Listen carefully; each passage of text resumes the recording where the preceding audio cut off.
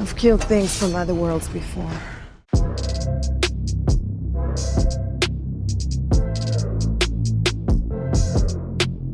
Hey everybody, it's Hannah Saulic, the head of video here at CinemaBlend, with Sean O'Connell, our managing editor and author of the upcoming book, Release the Snyder Cut. Sean, how you doing? I'm well. Hannah, what are we talking about this week on our weekly Snyder Cut series? We are going to discuss some of the scenes that Zack has teased online that we're very, very excited to see in the Snyder Cut when it hits HBO Max. There's too many of them. And I guess, should we give like a slight spoiler warning, I suppose? Sure, we can. I would assume most people who are watching these videos on a week-to-week basis have kept up to date with most of the stuff that they expect to see in here. A lot of the stuff you went back through and actually combed over like Zack's Vero account to get, full-on references to scenes that we are anticipating. But with a 4-hour cut of this movie coming, there's a lot of stuff that we are eagerly anticipating. So let's dive right into our list. We have to talk about the Joker first look that we got this week of Jared Leto, which I will throw up here in case anyone hasn't seen it, but it's awesome. Well, yeah, you liked it. Tell me what you like about it. I want to hear your take on this. I just thought, okay, so first of all, let's talk about the Joker card, which clearly says to me Knightmare scene, and we've both talked a lot about the potential for the Knightmare scene that includes Batman kind of teaming up with Joker. So to me, when I saw that image, that was very much a clear indication of like that's happening, which got me really excited. I really like the Knightmare scene in BVS, so I'm excited to see more of that. And I'm also excited to see Jared Leto's got a new look, it seems. I mean, he's out of focus, but... I wish he wasn't. I understand that that's like, well, I totally get that that is like an artistic choice right now. And, Zack is hiding what we're eventually going to get. But I want a clear shot because like people immediately afterwards were talking about like, is he balding on top? Like, how long is his hair? Like, does he still have his tattoos? So many questions that would have just been answered with a clearer, crisp shot, because instantly, he does not have the Suicide Squad hair, which is, much shorter, sort of cropped, pulled up top here. People were making comparisons to both the Joaquin version and the Heath Ledger version. That's what I thought immediately when I saw it. I was like, Joaquin? Yes, absolutely. And so, I'm intrigued to see that. The Knightmare sequence, it's funny that you bring it up because that's one of the scenes that the first few times that I watch BVS, it's so jarring and so different than everything else that you're getting in the movie and shows how far that film is trying to reach, that I hope it has that same impact in Justice League. Like, we kind of make fun of it a little bit that like how they got into the Knightmare sequence is Bruce, trying to download a large file. And it's not the best transition. Deciding to take a little nap. And so how will they get into the Knightmare sequence and where will we be when we get into it and how will they introduce these other characters? So seeing Jared Leto as Joker is going to be great. Someone else also brought up this point, which I think is really fascinating too, is that we have yet to see Jared Leto's Joker in a movie that is not that has not been manipulated heavily by the studio. That this is going to be a true interpretation that Jared is bringing and that Zack is bringing and how they want to approach it. And Zack hinted at Joker in BVS with the Robin suit. And we know that Zack isn't afraid to take Joker and Batman's relationship to some truly dark places. So Ben Affleck's Batman and Jared Leto's Joker, their interaction is going to be one of the most fun and exciting things to see. I've got some grape soda on ice and a bearskin rug waiting. That was last night. Jared Leto has also been giving a lot of love to Zack Snyder in some interviews that he's been doing for The Little Things, which I think is very telling. Absolutely. And I hope, let's hope that this leads to the Air cut getting released. Like, I want to go on record again, and I think we both have said that we're willing, that we definitely want to see it. But if people really respond positively to Jared's interpretation of Joker, in Justice League, I think that's really just going to heat up the conversation of let's see what he was trying to do, in David Ayer's cut. So hopefully it's just a big snowball, that one leads to the other. I could tell you meant that. All right, let's move on to the next scene that we're both really excited to see. And I guess technically these could be more than one scene, but whatever, I'm just going to call it a scene. So let's talk about Martian Manhunter / Martha and the Lois Lane conversation. Is Martian Manhunter the Martha that we see in the trailer that shows up at Lois's apartment? I think so. Is that the idea? Okay. So Martian Manhunter can shapeshift. Okay. And for the most part, has looked like General Swanwick, who's played by Harry Lennox in the films. So now that we know that he has been Martian Manhunter this whole time, it brings up that sort of, like, there's a confrontation between General Swanwick and Superman when they're in the interrogation room, and what you're looking at there is Martian Manhunter, who's been on our planet for X amount of years, and has been hiding out or hiding in plain sight as this person. I happen to like my job. I think the way that Zack storyboarded it is that he showed Lois and Martha at a table, and then one of them would step outside, and then once they were outside, away from the conversation, they would transition into Martian Manhunter. So you make the assumption in your mind that, oh, that's Martian Manhunter going to go check on Lois. Here's what I find really intriguing about the way that Zack just shared, and Cyborg is in his full helmet mode, and he put a quote saying there's a war coming, but credits that line to Martian Manhunter, meaning that Martian Manhunter is going to have lines of dialogue in the film, and it doesn't fit into that scene where we expected to see Martian Manhunter, which would be leaving the apartment where they just had a conversation with Lois. So Zack posted just like the storyboard sequence, and then he made a separate post of a close-up of one of those shots. And he said, this was back in 2019, and he said he was able to shoot all of it except for the Harry Lennox side of stuff. So Okay. do you think that they did even more additional photography with Martian Manhunter? It's classified. I mean, that's very possible. If Zack was shooting in LA or Pasadena and Harry Lennox was able to go by and shoot his side of it, Harry Lennox has been pretty active on social media lately too, in terms of like sharing additional things that, you know, like retweeting stuff and putting little comments in there. So yeah, that does sort of make me think that Harry Lennox is going to have a bigger role in Justice League than we assumed. What's your source on this? A tinfoil hat? So let's go back to that line of dialogue which says there's a war coming.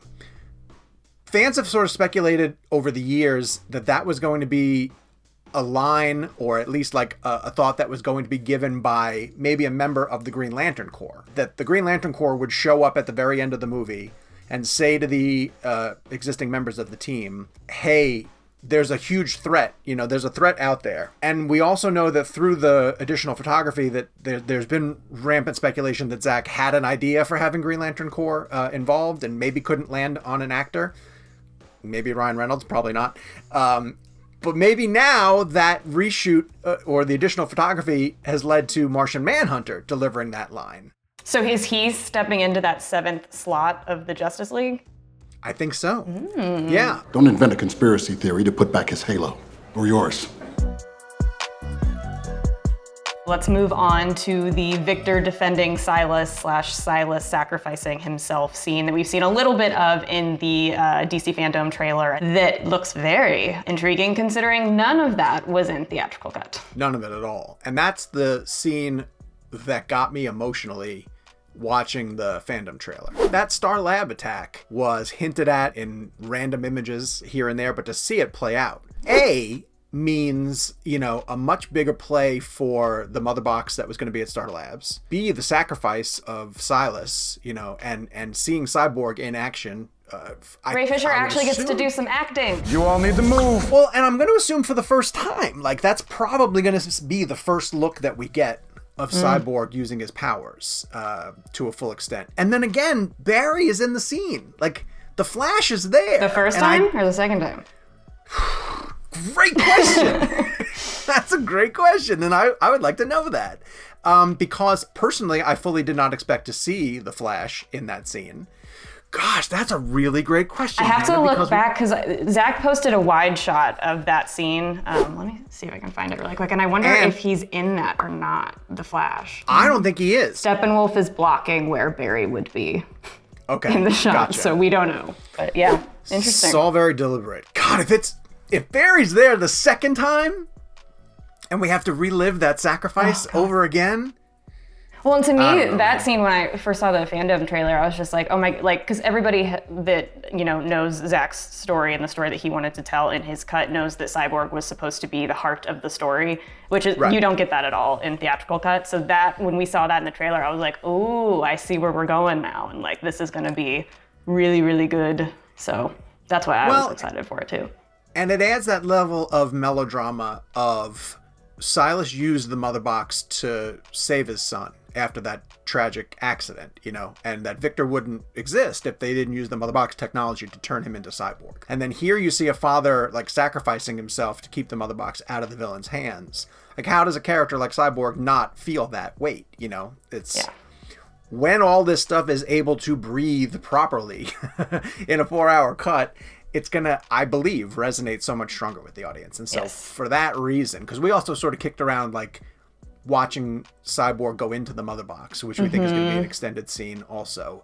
But I think the fight at S.T.A.R Lab is going to be really a gut punch. It's going to give Ray Fisher some stuff to do instead of just standing around. Finally. Let's do it.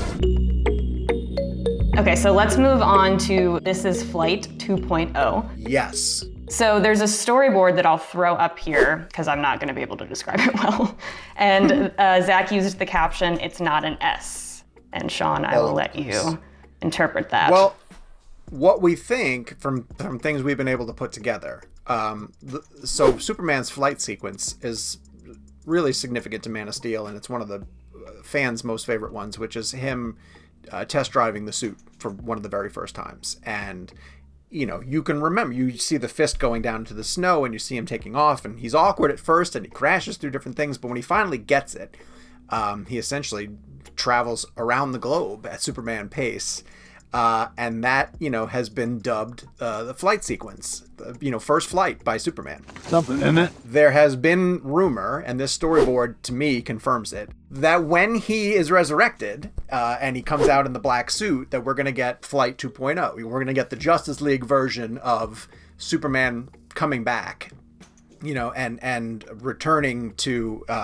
who he is after being dead. I'm just speculating, but I think whoever's at the helm of that thing is looking to make a dramatic entrance. And so, knowing how Zack kind of knocked that sequence out of the park, and even with all the issues, various issues that I had with Man of Steel, like, that was always one of the most exhilarating sequences. Like, to see Zack and the way that he visualized Superman's flight powers was unbelievably great. It's amazing. It's super uplifting. And so the idea that we're going to get another version of that in this one, and I'm not even really, I don't care if it's the black suit, or not.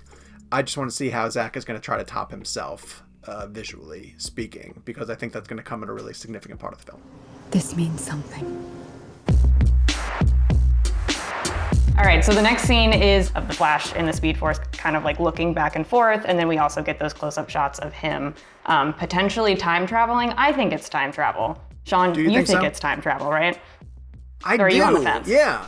I'm fully bought into, but this is where I get cautious about this, because I'm so in on it being time travel that if it's not, I don't want to be disappointed, because that's where you get into the place where a fan base is putting its expectations ahead of where the director might be wanting to go. It destroys us. So just putting him in the Speed Force alone is going to be amazing. Like, Zack gave us just enough of a tease of Flash sort of like, again, looking around in the Speed Force and figuring out what's going to be. I cannot wait to see that at its full potential. Because some people point out too that when the Flash, I forgot which way he looks first, but there's like an explosion behind him, and some people think that that's the League losing. And so then the Flash is like, I gotta go fix this. And again, I bought into that because I really think that's what it is. Cool. And if it's not, I'm sure it'll still be cool.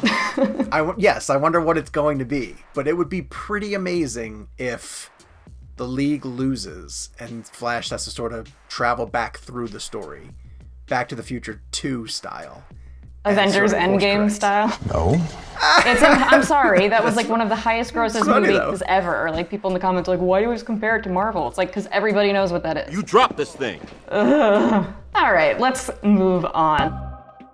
We saw a lot in the trailer of Iris. Well, I guess not a lot, but more than we've seen in the past, which was exciting. And then Zack has also shared a couple of shots on Vero that I'll throw up over the past of just like Barry and Iris in a coffee shop is what it looks like. Yeah. So we can definitely expect to see more of her, which is exciting for me because I don't know anything about her and I'm excited to learn. And, all of the characters have other supporting characters that are integral to building their world. And Flash doesn't have that side developed yet. So I'm excited to meet more of the supporting players in his world, and Iris being a significant one of them. So I'm glad to see Kiersey Clemons get her time. Yeah. I'm glad to see her get her time to shine. I want to see how much development we're going to get of Barry in that world. There's, I would assume, the scene with him and his father in the prison is still going to hold, but I want more of that development. And then we'll see. And he won't be painted so much as a person who doesn't like other people. People are difficult. They require a lot of focus. They have like a rhythm that I haven't quite been able to, like brunch. No.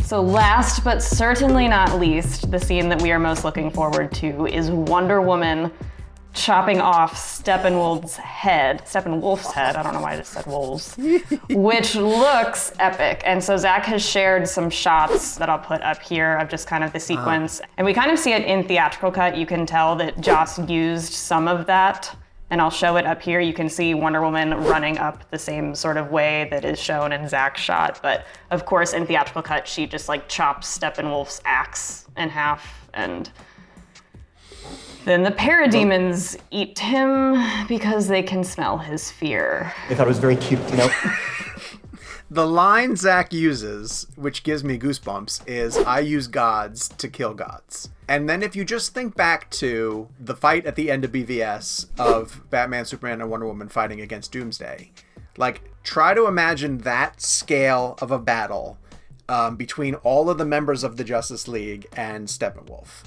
who is going to be far more of a badass in Snyder Cut than he was in theatrical cut. Now, what sucks a little bit is knowing that it's coming.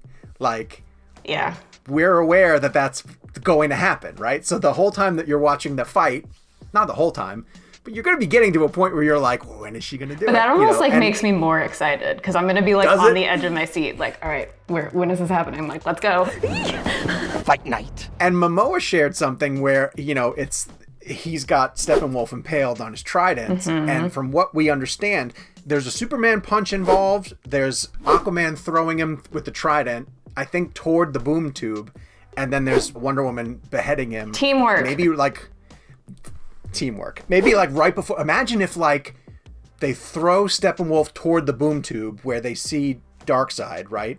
And Wonder Woman beheads him like right as he's about to go through it, and then like the headless corpse of Steppenwolf lands at Darkseid's feet. Like, doesn't that just send a message of like, we protect this planet, and if you come this way, like that's what's waiting for you, kind of thing.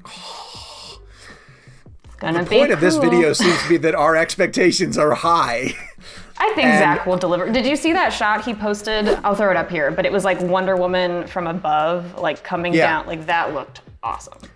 So I look at that shot, and I'm glad you're showing it, because some people also talked about, is that taking place during the fight under Gotham Harbor?